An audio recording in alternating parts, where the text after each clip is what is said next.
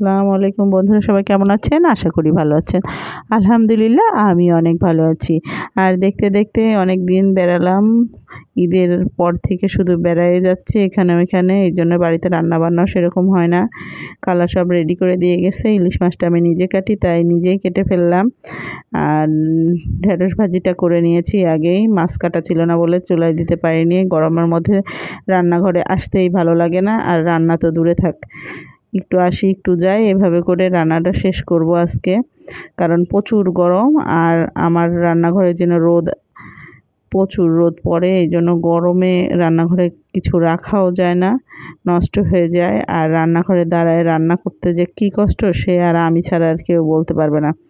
আর এইদিকে মাছ কাটা শেষ হলে নিহালকে একটু দেখে গেলাম যে ও কী করতেছে। ওরে বসায় না গেলে তো রান্না করতে গেলে উল্টাপাল্টা কাজ করে বসে থাকে, এই জন্য ও বসে আছে ঠান্ডাভাবে। দেখেই আমি চুলার কাছে চলে গেলাম। চুলার কাছে এসে মাছ ভাজাটা শুরু করলাম। আর প্রচুর গরম, একবার মাছটা চুলার পাড়ে দিয়ে ফ্যানের কাছে দিয়ে দাঁড়াই, আবার আসি। কি যে মানে নাস্তা মাবুত অবস্থা রান্না করতে গেলে, আর বলার কথা না কিছুই।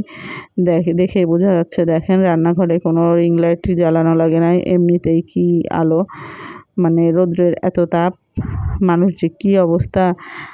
বিভিন্ন জায়গায় দেখছিলাম যে রাস্তায় ডিম ভাজা হয়ে যাচ্ছে।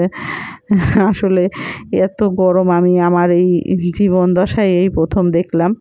এত গরম আমার জীবনে এই পর্যন্ত আমি কখনোই দেখিনি। ওই বছরে ছিল মোটামুটি, তো এই বছরে যে এত গরম। আমি আজকে চাল কুমড়ি দিয়ে ইলিশ মাছ দিয়ে রান্না করব। যেহেতু গরম, সবজি ছাড়া শুধু ভুনা খাওয়া সম্ভবই না। আর ডাল তো আগে রান্না করে রাখি, একদিন রান্না করি, 2 দিন খাই। আর ঢেঁড়স ভাজি করেছি, যেহেতু গরম পড়তেছে, খুব পাতলা খাওয়া উচিত।